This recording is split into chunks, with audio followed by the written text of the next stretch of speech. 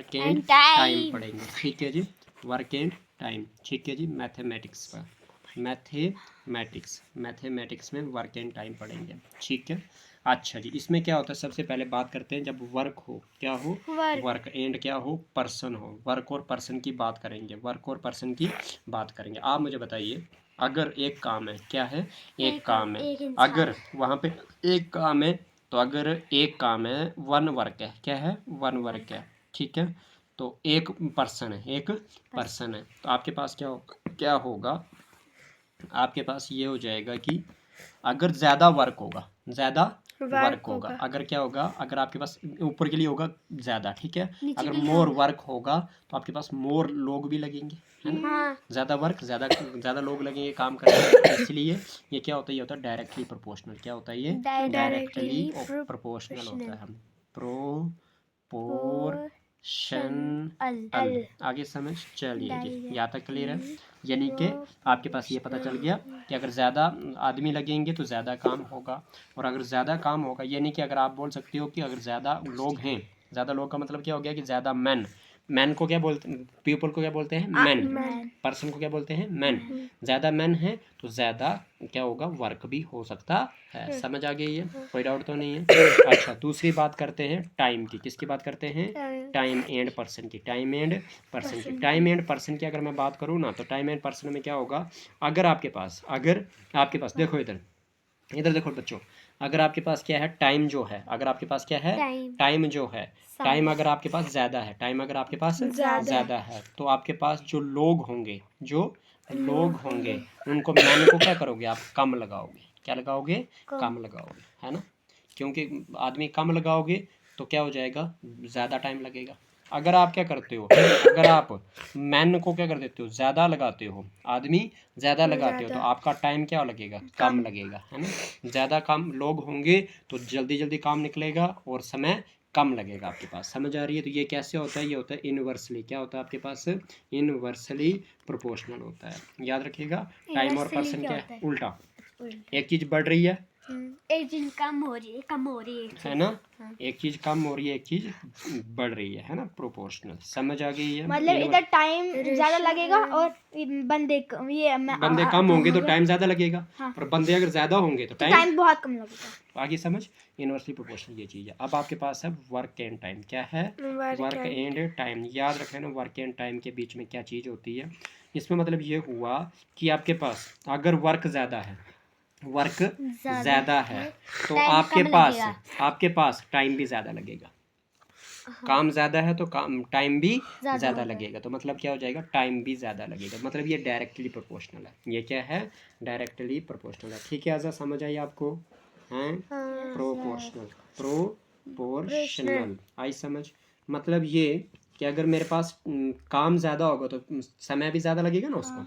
अच्छा, फिर उसके बाद चौथा पॉइंट पढ़ते हैं कि अगर आपके पास, ये पकड़ो बेटा, हमेशा जो आपके पास याद रख लेना, जो वर्क होगा उसको हमेशा वन मान के चलना। आपने कितना मान के चलना है, वन मान के चलना है। याद रहेगा। एक चीज़ आपने रूल में याद रखनी है कि अगर एक आदमी क्या है, काम करता है एक काम को, मतलब जैसे कि एक पर्सन है, एक मैन है, याद रखें ना, एक मैन जो है एक वर्क को करता है एक दिन में, एक आदमी एक काम को एक दिन में करता है। तो देयर फोर उसका एक दिन का काम, उसका 1 डेज वर्क, उसका एक दिन का काम किसके बराबर होगा, वो होगा आपके पास, जो उसका मैंने बोला कि कितने दिन लग रहे हैं उसको, डे लग रहा है। डे का मतलब क्या हो गया, एक्स मानेंगे, ठीक है। तो उसका मतलब एक दिन का काम क्या हो जाएगा, 1/x के बराबर, यानी कि 1/डे के बराबर होगा। एक दिन का काम किसके बराबर होगा, 1/डे के बराबर होगा। समझ आ रही है। फर्क कहने का मतलब ये है कि एक दिन का काम किसके बराबर हो, जब आप एक आदमी लगाओगे काम करने के लिए, एक काम होगा और एक दिन लगाएगा, तो मतलब एक दिन का काम कितना हो गया उसके पास हो गया 1/x। समझ आ गई कि नहीं, याद रहेगा। और x क्या आपके पास, x आपका कहीं ना कहीं वर्क है, डे है, क्या है, डे है। समझ आ रही है। और वाइस वर्सा का मतलब क्या हो गया, उल्टा। वाइस वर्सा का मतलब क्या होता है, उल्टा। फॉर एग्जाम्पल, अगर आपने क्या करना है, आपने बोला कि आपका एक दिन का काम क्या होगा, ये 1/x होगा। अगर वहीं पे अगर आपने बोलना है कि कितने दिन लगे, तो कितने दिन लगे, तो x दिन लगे। समझ आ रही है? मुझे एक पता काम ही को नहीं कितने दिन है। देखो ना, मैं बताता हूँ। अगर मैंने बोला कि 1 डे वर्क, क्या बोला मैंने, वर्क जो होगा, वर्क किसके बराबर होगा, वो होगा 1/दिन के बराबर, 1/दिन के बराबर। आई समझ? अगर मैं निकालना चाहता हूँ कि मेरे पास वर्क तो पता चल गया, अगर मैंने दिन निकालना तो दिन कैसे निकलेगा, देखो इधर बताता हूँ मैं। क्या हो जाएगा, ये हो जाएगा डे, क्या हो जाएगा डे। कितना टाइम लगा उस काम को करने के लिए, तो डी, इसको जिसका पान उसका पान, तो 1 1 जार 1, डी इंटू डब्ल्यू क्या हो जाएगा, डी डब्ल्यू हो जाएगा, है ना। डब्ल्यू डी इक्वल टू क्या आ जाएगा 1। यानी कि मुझे क्या निकालना, मुझे डे निकालना, तो कितने दिन लगेंगे एक काम करने के लिए, तो एक ये हो जाएगा एक, और ये डब्ल्यू आ जाएगा नीचे। आई समझ? कोई डाउट? मतलब यहाँ पे क्या है, यहाँ पे ये है कि वर्क और जो एक काम और एक दिन आपस में क्या है, इनवर्सली प्रोपोर्शनल में है। समझ आ रही है? अगर आपने एक दिन का काम करना, एक दिन का काम निकालना, वो किसके बराबर होगा, 1/डे को डिवाइड कर दोगे, 1/x, डे क्या हो गया, x हो गया, डे क्या हो गया, x हो गया। ठीक है जी, यहाँ तक कोई डाउट तो नहीं है? अच्छा, एक और पॉइंट आप समझ लीजिए कि कहता है क्या है कि अगर आपके पास क्या बोलते हैं, अगर पर्सन जो है, क्या है, आदमी जो है वो M1 है, एम पर्सन क्या है, M1 है, और आपके पास वर्क जो है वो W1 है, वर्क जो है वो W1 है, और वो कितना टाइम लेता है, D1 लेता है, कितना लेता है, D1 लेता है। समझ आ रही है?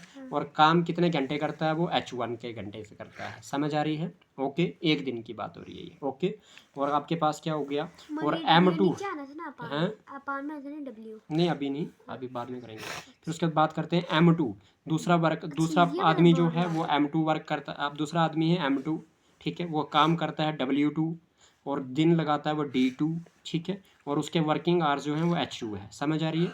समझ आ रही है कि नहीं?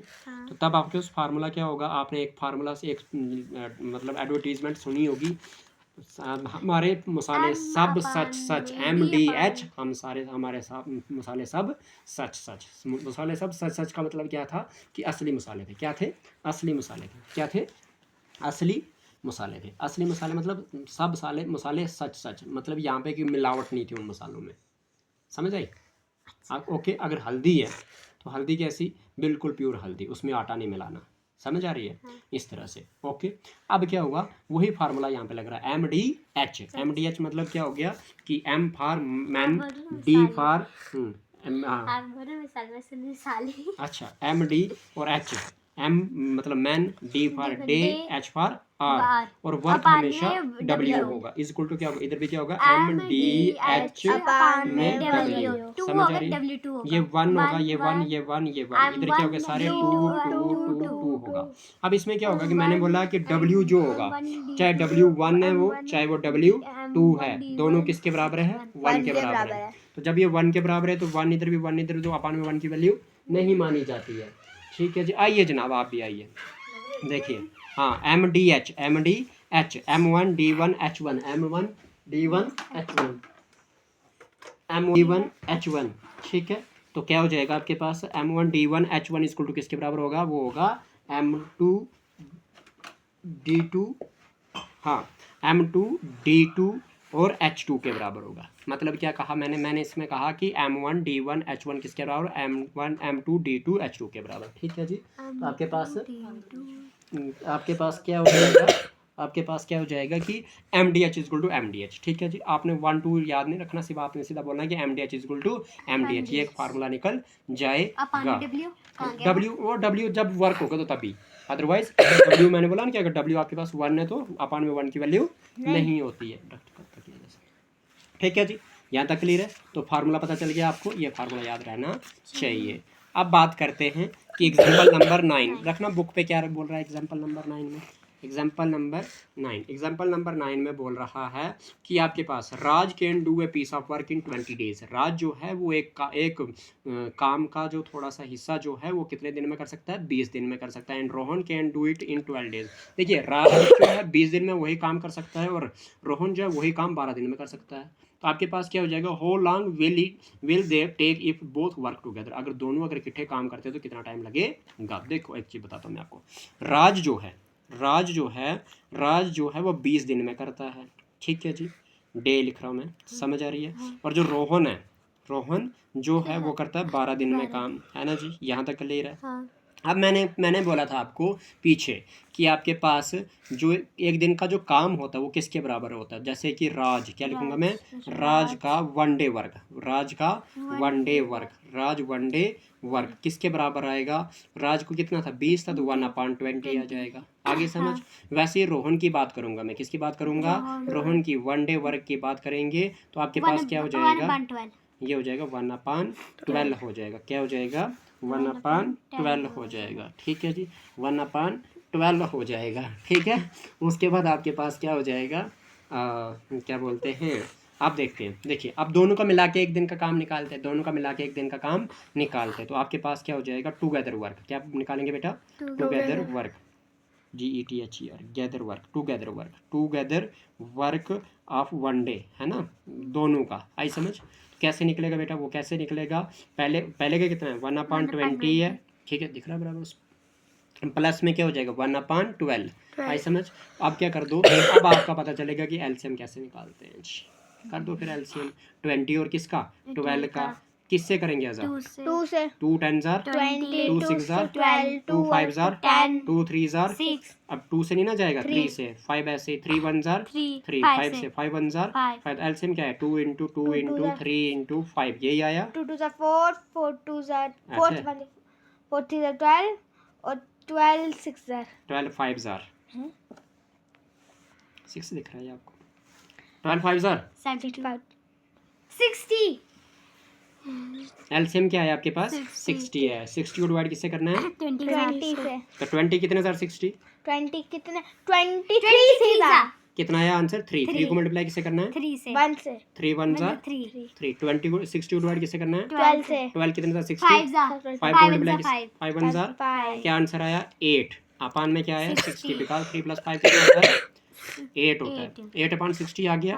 अब आपके पास कितने दिन लगे, एक्चुअल में ये आंसर नहीं होता क्योंकि हमने 20 डेज को उल्टा किया था ना, इसको सीधा कर दो, इसको डिवाइड कर देना। नहीं सीधा कर दो, पहले ये उल्टा था ना, 20 को क्या लिखा था 1/20, और इसी तरीके से हमने निकाला, इसको सीधा करेंगे तो क्या हो जाएगा 60/8 हो जाएगा। 8/60 था ना, उल्टा करेंगे ना इसको भी, 60/8। अब इसके दिन निकालेंगे, कैसे निकालेंगे, वो आपके पास आपने करना है 60 को डिवाइड किससे, 8 से, तो 8 8 जार 64 ज़्यादा हो जाता है ना, 8 7 जार 56 बचेगा कितना, 4 फार्मूला क्या होता है, Q complete R upon D Q कितना है, 7 आर कितना है, 4 डी कितना है, डी 8 8। अभी भी ठीक नहीं हुआ ये, अभी भी ठीक नहीं हुआ, अभी भी कर सकते हैं इसको, जैसे कि 4 1 जार 4 2 जार 7 कंप्लीट 1/2 डेज, कौन सा आंसर समझ आए कि नहीं। ये ऐसे जैसे क्वेश्चन आएंगे तो आप आराम से कर सकते हैं। एग्जांपल नंबर 10 क्या कहता है, बताओ जल्दी से, उधर example number 10। One man complete one नहीं है जी, 10 है। आराम से देखें आप, ये 10 man can complete a piece of work in 12 days. कहता है अगर 10 आदमी जो हैं वो 12 दिन में काम को ख़त्म करते हैं by working 7 hours a day, एक दिन में कितना घंटे काम करते हैं, 7। Then in how many days can 14 man do the same work by the working 6 hours a day. भाई साहब फार्मूला सीधा लगाऊंगा मैं, MDH, हम सब सच सच, मसाले भी हमारे सच। ठीक है जी, वही वाला फार्मूला लगाना है। देखिए जी, साले नहीं भी, हम सब सारे सच।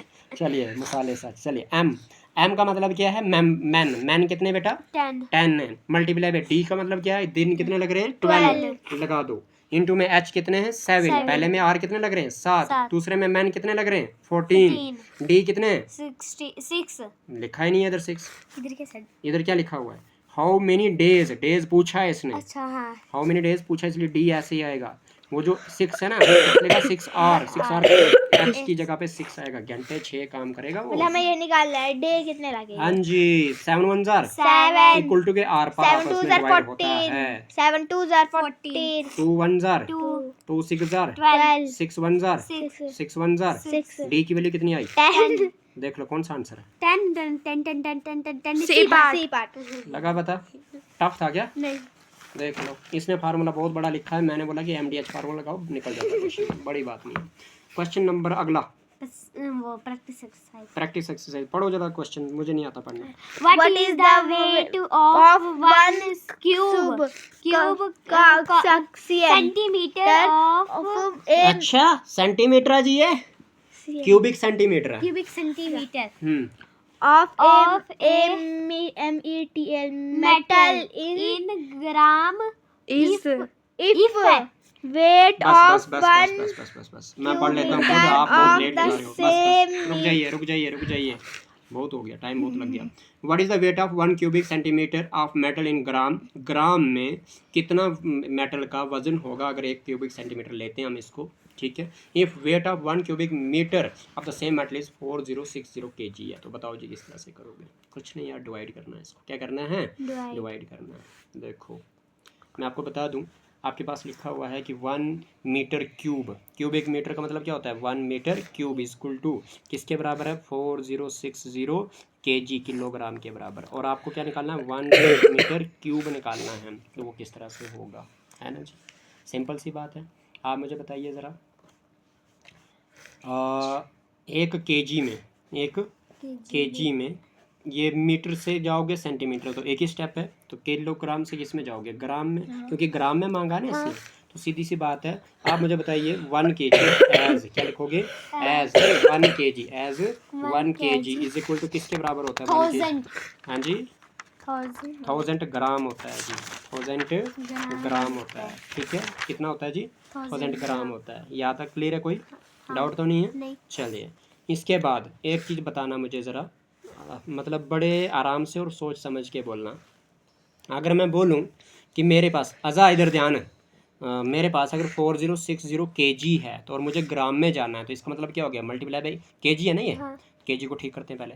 तो 4060 और kg का मतलब क्या होता है, 1000 ग्राम भी मल्टीप्लाई करना पड़ेगा, तब जाके kg ग्राम में कन्वर्ट हो जाएगा, है ना। आई समझ के नहीं आई, आई तो चुप चुप क्यों बैठी है। 4060 आपके पास ऐसे ही आएगा, ठीक है। 307 में 307 में लगाएंगे तो ये हो गया जी ग्राम में, ये हो गया जी आपका मेटल जो है ग्राम में। सोना हो गया आपके पास इतना, ठीक है जी, इतने किलो सोना आपके पास। अब चांदी कितने किलो होगा, चांदी का पता नहीं, आप अमीर इंसान है, पढ़िए आगे। देखो जी अब बात करते हैं ना आपके पास की 1 मीटर क्यूब की बात करते हैं, 1 मीटर क्यूब की बात करते हैं। तो 1 मीटर क्यूब में कितने सेंटीमीटर क्यूब होता है, तो 1 मीटर में आपके पास एक बात 100 याद रख लें, सेंटीमीटर 1 मीटर, पहले ये भूल जाइए कि मीटर क्यूब है, पहले आप ये भूल देख लीजिए 1 मीटर किसके बराबर होता है, 100 सेंटीमीटर के बराबर होता है। समझ आ गई है। अगर मैं बोलूँ कि 1 मीटर का क्यूब, इसका मतलब क्या हो गया कि 100 सेंटीमीटर का क्यूब। समझ आई कि नहीं। इसका मतलब क्या हो जाएगा कि 100 को मल्टीप्लाई कितनी बार करना है मैंने, 3 बार मल्टीप्लाई 300 अच्छा जी, प्लस कर रहे हैं हम, 1 1 जार 1, 2 0 इसके लग जाएंगे, 2 0 इसके लग जाएंगे और 2 0 इसके लग जाएंगे, तो ये सेंटीमीटर का क्यूब हो गया। कोई डाउट है यहाँ तक, नहीं है यहाँ तो कोई परेशानी नहीं है ना बेटा। अब मुझे क्या करना है, मुझे निकालना है वेट। क्या निकालना है, वेट। वेट को लिखूंगा मैं WT, क्या लिखूंगा, wait of 1 centimetre cube metal, है ना, किसके बराबर होगा, वो होगा मेरे पास किसके बराबर, 406, 4 बार 0 है ना जी, ठीक है। डिवाइडेड बाई किससे, ये निकालेंगे 1 के साथ कितने 0 हैं, 6, 1 2 3 4 5 6, ये 4 0 यहाँ से कैंसिल, 4 0 नीचे से भी कैंसिल कर देंगे, तो मेरे पास किसके बराबर बचेगा, ये बचेगा 406 अपान में 100। अदा क्या आएगा इसका, बताना बेटा, इसका क्या आएगा, पॉइंट में बदलो, पॉइंट में 0 का लगेगा 6, 0 का लगेगा 0, 1 का लगेगा 0.4, 4.06 ग्राम आ गया आपका आंसर। कौन सा पार्ट था, चले लग गया पता किस, हाँ पढ़ लो। क्वेश्चन नंबर 2 बोलता है कि आपके पास वैल्यू बतानी है आपने 225 आवर्स की, किस में, डेज में, किस में बतानी है, डेज में। आप मुझे बताइए एक डे में कितने आवर होते हैं, 24 बस 225 को डिवाइड कर दो 24 से, बात खत्म। अगर हम इसको 24 को कितनी बार लिखना पड़ेगा, 225 बार, कितना टाइम लगेगा,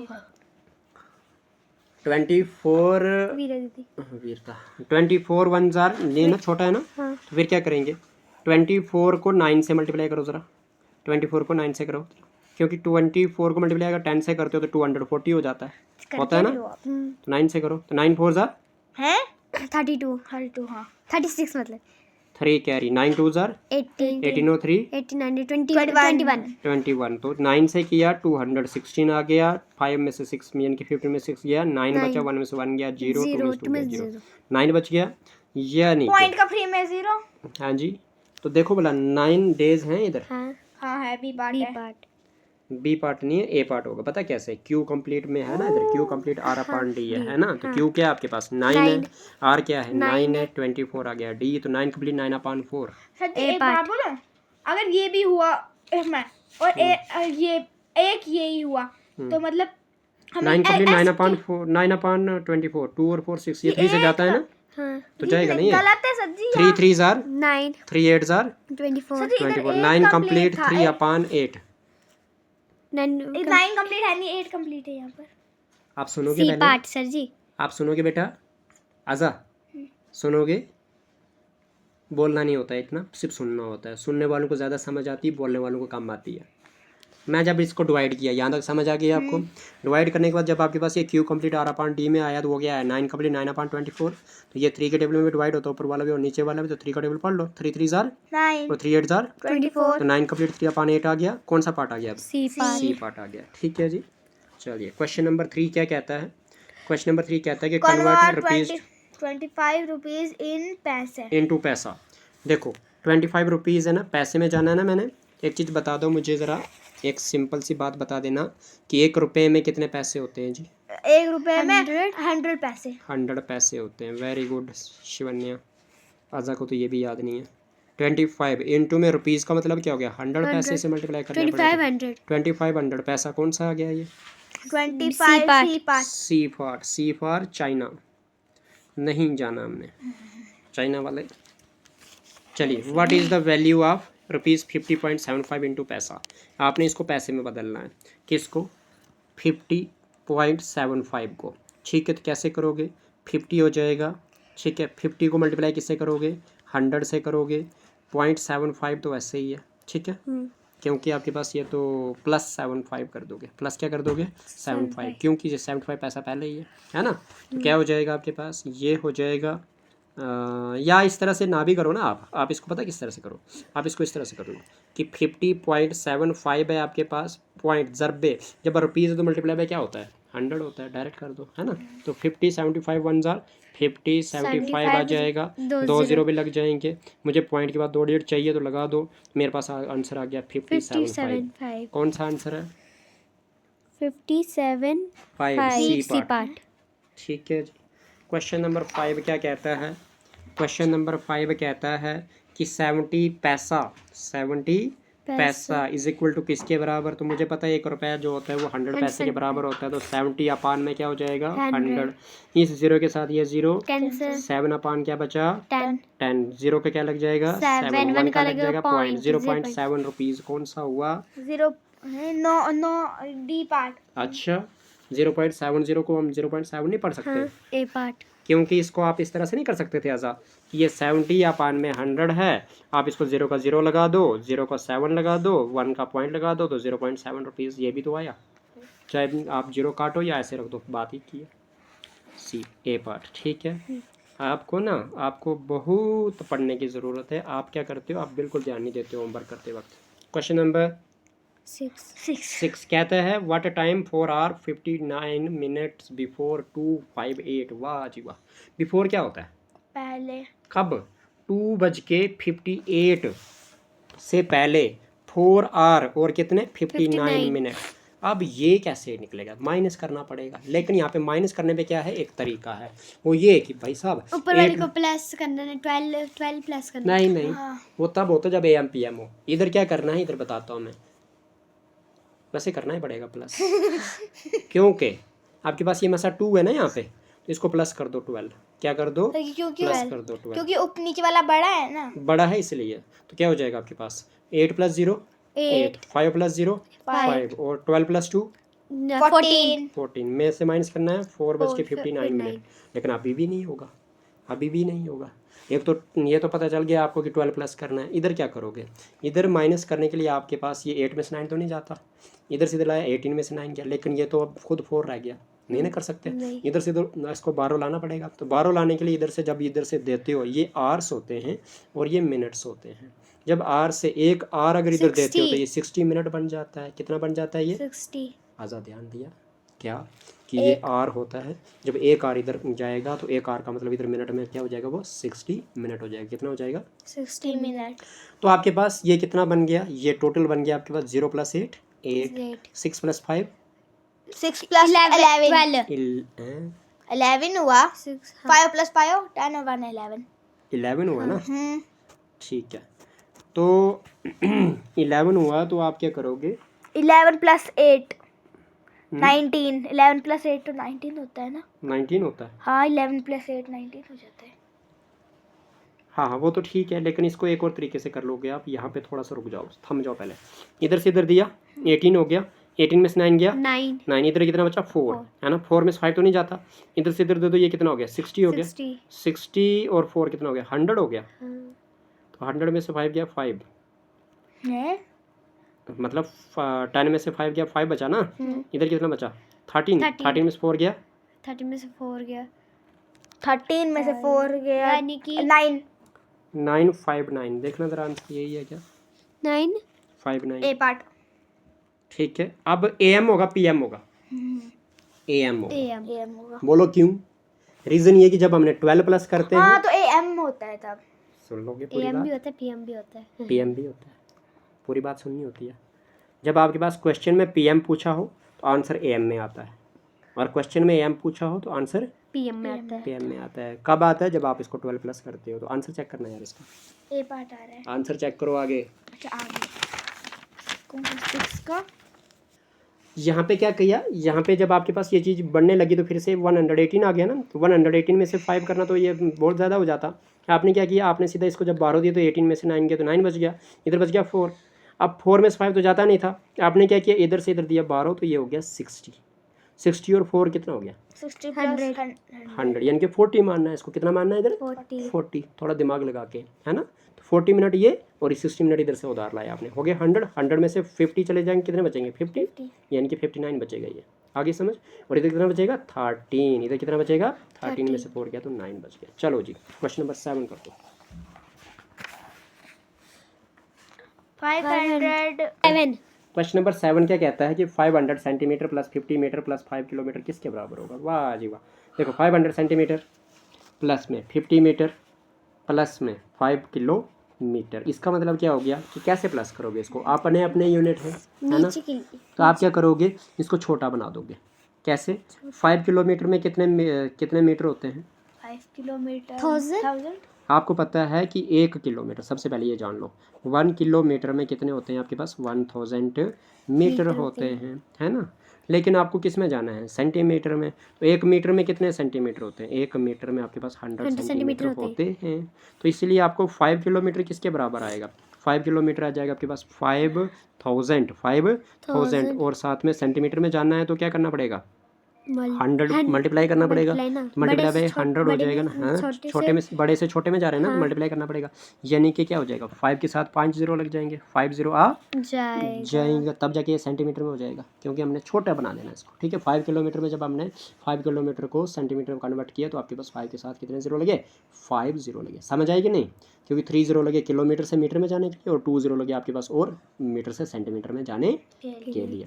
अब बात करते हैं 50 मीटर की। 50 मीटर का मतलब क्या हो गया? 50 मीटर का मतलब हो गया कि 50 मल्टीप्लाई बाय क्या 1 मीटर में कितने सेंटीमीटर 100 सेंटीमीटर। क्या हो जाएगा 5 के साथ कितने जीरो लग जाएंगे 3 जीरो 5000 5 0 0 0 और 5 आई समझ। ये सेंटीमीटर में आ गया। अब बात करते हैं 500 सेंटीमीटर, ये तो खुद ही है ना। तो ये क्या हो जाएगा 0 0 5 और ये ऐसे ही कर दो इन सबको प्लस। 2 जीरो तो आ जाएंगे ऐसे ही, तीसरी जगह पे 5 आएगा, चौथी जगह पे भी 5 आएगा, 1 जीरो ऐसे ही। तो 50 डबल 5 इधर आएगी किस में जाना? मीटर में जाना था। सभी में तो मीटर ही है तो। अच्छा सब में मीटर है ना, तो मीटर में करोगे कन्वर्ट। तो अब ये सेंटीमीटर में कर दिया ना, तो अब इसमें में जाओ किस में मीटर में। तो मीटर में जाने के लिए क्या करना पड़ेगा? मीटर में जाने के लिए आपको डिवाइड करना पड़ेगा 100 से। किससे? 100 से। मुझे पता नहीं था ऑप्शन ये है, पहले सेंटीमीटर ये तो पता सीख लिया ना आपने। अच्छा तो ये क्या कर दोगे, ये कर दोगे आपके पास जब ये आपके ऑप्शन होते हैं आपके पास, इन ऑप्शन को क्या कर देते हो, सबसे बड़ा दिया हो छोटा दिया हो छोटा दिया हो, सबसे छोटे में कन्वर्ट करो सब बड़ों को। ठीक है जी। किलोमीटर था ना, तो सेंटीमीटर में सबको कन्वर्ट करके मैंने प्लस कर दिया। अब क्या कर दो, ऑप्शन देख लो, ऑप्शन है मीटर में, तो आप क्या कर दो सेंटीमीटर में मीटर, सेंटीमीटर से मीटर में जाने के लिए कितना इसके से करना पड़ता है 100 से। लेकिन छोटे से बड़े में जा रहे हैं तो डिवाइड बाई 100 करना पड़ेगा ये 2 0 यहाँ से, 2 0 यहाँ से कैंसिल। आपके पास क्या बचा? 5055 और मीटर में आंसर 5055 मीटर में आंसर 5055 मीटर में आंसर। सी पार्ट बताओ टफ है क्या? नहीं। नहीं। क्वेश्चन नंबर 8 क्या कहता है? क्वेश्चन नंबर 8 कहता है कन्वर्ट 6.5 क्विंटल्स इनटू किलोग्राम। वाह जी वाह, 6.5 क्विंटल्स इनटू किलोग्राम्स, किस में? इनटू केजी में। आप मुझे बताइए कि एक क्विंटल में कल पढ़ाया था ना बेटा? कल एक क्विंटल में कितने किलोग्राम होते हैं जी? 100। एक क्विंटल में कितने किलोग्राम होते हैं बताओ जल्दी से। पता है? नहीं है। एक क्विंटल में आपके पास 100 किलो होता है। 100 किलो का एक क्विंटल होता है। तो 6.5 इनटू में केजी की जगह पे क्या लगेगा? क्विंटल की जगह पे क्या लगेगा? 100 केजी हो जाएगा ये। ठीक है, तो 65 1 जा 65 2 0 7 में एक जगह पॉइंट, 650 हुआ कि नहीं हुआ? 650 केजी। कौन सा पार्ट हुआ? बी पार्ट हुआ है। सी पार्ट हुआ। 6500 थोड़ी है बेटा। सी पार्ट हुआ। क्या करते हो आप? A car traveled for 5 hours 20 minutes. It reached its destination at 7 p.m. When did the car start its journey? कब शुरू किया होगा? तो कुछ नहीं, इस टाइम में से इस टाइम को माइनस करो। ठीक है जी। क्वेश्चन नंबर 9 है आपके पास, कब पहुंचा था वो? 7 PM पे। लास्ट वाले टाइम में से फर्स्ट टाइम माइनस करना होता है। ठीक है, तो माइनस क्या करना है मैंने? 5 आवर और कितने? 20 मिनट। तो कर लोगे क्या? ऊपर प्लस करना है शायद से। नहीं, माइनस करना है। नहीं ऊपर इधर से 7 में प्लस करेंगे ना पहले। नहीं, इसको सिंपल निकाल सकते हो आप। ठीक है, क्योंकि 5 घंटे की बात हुई है ना। तो 7 बजे, तो 7 से 5 तो एक ही टाइम आया ना। PM वाला ही आया। तो इधर से इधर क्या हो जाएगा? 60 आ जाएगा ये, क्योंकि इधर कितना बचेगा? 6 बचेगा। तो 60 में से 20 गया तो 40 बचता है। तो 6 में से 5 गया 1, तो 1 आवर और 40 मिनट। 1 आवर और 40 मिनट 1 आवर और 40 PM पे शुरू हुआ था ना वो। ए पार्ट आ गया। समझ आ गई कि नहीं? आपने कहा था PM पे शुरू होगा तो AM पे खत्म होता है। नहीं, वो तो बताया था, लेकिन इधर उतना फ़र्क नहीं था ना। इधर कितना फ़र्क था? इधर बताओ। इधर 258 था और 4 आवर की बात हो रही थी। तो 258 में से अगर आप 4 आवर पीछे जाओगे तो 12 से पीछे जाएगा ना टाइम? जाएगा ना, क्योंकि 2 से पहले क्या आएगा? 1 से पहले क्या आएगा? 12। तो 12 से पीछे चला गया ना, तो फिर इधर 12 प्लस करना पड़ा। इधर देखो 7 PM है। 7 से पीछे कितना जाना? 5 घंटे पीछे। तो 7 में से 5 को माइनस करो, कितना आएगा? 2 आएगा ना। फिर भी तो PM ही आएगा ना। 7 PM में से 5 अगर घंटे निकाल दे तो 2 AM बचता ना। फिर भी 12 मत आया बीच में, इसलिए मैंने इधर 12 प्लस नहीं किया। अब आई आजा समझ? जिसमें 12 प्लस करते हैं और अगर उसमें AM होता है तो उसमें PM लगा। हाँ जी बेटा, फिर हो जाता है। तो कौन सा आ गया? 9 का ए पार्ट देख लो। 9 का ए पार्ट, 8 का सी पार्ट। समझ आई कि नहीं? चलिए करो अब आगे। अब है क्वेश्चन नंबर आपका कौन सा? 10। क्वेश्चन नंबर 10 क्या कहता है? क्वेश्चन नंबर 10 कहता है 16 kg 9 16 kg 9 हेक्टोग्राम। हाँ 9 hectogram and 9 gram into 90 gram into grams करना है। देखो इधर करते हैं। आप मुझे बताइए, छोटे ग्राम में जाना है ना। तो 1 kg में कितना होता है? तो 1 kg में होता है 1000 ग्राम। ठीक, ओके। इसका मतलब क्या हो गया कि 16 kg की मैं बात करूँगा तो ये हो गया 16 मल्टीप्लाई बाई 1000। ठीक है, ये हो गया 16,000 ग्राम। समझ आई कि नहीं? अब बात करता हूँ 9 हेक्टोग्राम। 9 hectogram, 1 hectogram. 9 हेक्टोग्राम का मतलब क्या हो गया? 9 हेक्टोग्राम का मतलब हो गया 9 मल्टीप्लाई बाई, क्योंकि इधर रख लो कि 1 हेक्टोग्राम जो होता है, 1 हेक्टोग्राम जो होता है वो किसके बराबर होता है? मैंने कल ही पढ़ाया था आप लोगों को, है ना? ये याद रख लिया करो। 1 हेक्टोग्राम, 1 हेक्टोग्राम जो होता है 10 डेसीग्राम के बराबर होता है। और 1 डेसीग्राम जो होता है 10 ग्राम के बराबर। तो 1 हेक्टोग्राम जो आपके पास 1 हेक्टोग्राम आ गया, तो 10 डेकाग्राम के 1 और 10 डेसीग्राम के कितने हो गए? एक देखो मैं आपको बताता हूँ। इधर चलो ध्यान दें कि आपके पास इधर देखो 1 हेक्टोग्राम में कितने होते हैं? 1 हेक्टोग्राम में आपके पास, आगे करते हैं पहले इधर करते हैं ये कन्वर्ट यहाँ पे, कि 1 हेक्टोग्राम में 1 हेक्टोग्राम में, तो 1 हेक्टोग्राम में आपके पास 10 डेकाग्राम होते हैं। 10 डेकाग्राम होते हैं। यहाँ तक क्लियर है? DAG। और आपको पता है कि 1 डेकाग्राम में आपके पास 10 डेसीग्राम होते हैं, DG होते हैं। और 1 ग्राम में 1 डेकाग्राम में आपके पास कितने होते हैं? 10 ग्राम होते हैं। कितने होते हैं? 10 ग्राम होते हैं। बात ख़त्म। अब चलिए ग्राम में जाना था ना हमने, तो 1 hectogram, 1 hectogram equal to 10 into 1 decagram के लिए भी क्या करना है, 10 ग्राम से मल्टीप्लाई करना है, तो 10 डेकाग्राम को मल्टीप्लाई करेंगे और 10 से कितना हो जाएगा, 1 हेक्टोग्राम इक्वल टू किसके बराबर हो जाएगा, 100 ग्राम, 100 ग्राम हो जाएगा, 100 ग्राम हो जाएगा। समझ आए कि नहीं? तो 1 हेक्टोग्राम किसके बराबर हो गया, 100 ग्राम के बराबर हो गया आपके पास। समझ आए कि नहीं? चलिए इसी तरह से आपके पास अगर मैं 9 हेक्टोग्राम की बात करता हूँ, 9 हेक्टोग्राम की बात करता हूँ, वो किसके बराबर आएगा, वो आएगा मल्टीप्लाई बाय किससे करना पड़ेगा, 100 के साथ करना पड़ेगा, क्योंकि 1 हेक्टोग्राम में 100 ग्राम होते हैं। ठीक है जी, तो क्या हो जाएगा आपके पास, ये हो जाएगा 900 ग्राम। समझ आए कि नहीं? उसके बाद बात करते हैं आपके पास कितना था, 90 ग्राम था, इसको सारों को प्लस कर दो तो 16,000 ग्राम। ठीक है, फिर क्या हो जाएगा 900 ग्राम। ठीक है, फिर क्या हो जाएगा 90 ग्राम, कर दो ऐड। ठीक है, ग्राम, फिर इसके बाद क्या हो जाएगा 09961, 16,990 ग्राम, 16,990 ग्राम। कौन सा पार्ट आ गया, सी पार्ट आ गया। ठीक है जी, ये चीज़ें याद रखनी पड़ेगी। क्वेश्चन नंबर 11 पढ़ते हैं। बोलता है कि how will be shown 4 hour 3 minute in afternoon. Afternoon, afternoon मतलब दोपहर, पीएम में कि एएम में, पीएम। तो 4 आवर 3 मिनट, इसको कैसे लिखोगे, अब आएगा ना पीएम आएगा, अब सुबह आएगा ना, पीएम, एएम में आएगा 12 बजे के बाद, रात के 12 बजे के बाद। देखिए तो आपके पास क्या जाएगा, मैं बात करता हूँ कि 4 आवर और 3 मिनट की बात हो रही है ना बेटा, तो इसका मतलब क्या हो जाएगा, देखो इसको लिखेंगे 4 बज के, इधर बेटा 4 बज के 3 मिनट है तो 03 आ जाएगा। ठीक है, और क्या आ जाएगा, दोपहर की बात है, आफ्टरनून की बात है, किसकी बात है, हाँ पता लग गया मुझे, आफ्टर नून की बात है। आफ्टरनून का मतलब क्या होता है कि पीएम होता है, क्या होता है, पीएम। तो 4:03 मिनट, 4:03 मिनट कौन सा हो गया, बी पार्ट। समझ आएगी कि नहीं? क्वेश्चन नंबर 12 करते हैं और लास्ट क्वेश्चन करते हैं। कहते हैं train was 1 hour 45 minute late by its time, अपने टाइम से कितनी लेट हुई, 1 घंटा और 45 minute. It reached at a station at 12:30। तो बताओ जी एग्जैक्ट टाइम क्या था इसका पहुंचने का। तो कुछ नहीं करना आपने, जब पहुंची उसमें से माइनस कर दो आप कितना, 1 आवर और 45 मिनट। समझ आ गई है? ठीक है, 12:30 पे पहुंची ना, तो इसमें से ये माइनस कर दो, तो कर दो, फिर कैसे कर दोगे, यहाँ स्लैग कैरी वहाँ के लिए हो गया 60, तो 60 और 30 कितना हो गया 90, क्योंकि ये छोटा था ना ऊपर, 90 में से 45 गया तो 45 ही बचा, इधर बचा कितना 11 में से 1 गया तो 10, तो 10:45 पे 10:45 पे बी पार्ट। चेक करो आंसर यही है, 12 का बी पार्ट। समझ आ गई है? चलिए जी, इसके बाद कल करते हैं। ठीक है जी, थैंक यू सो मच।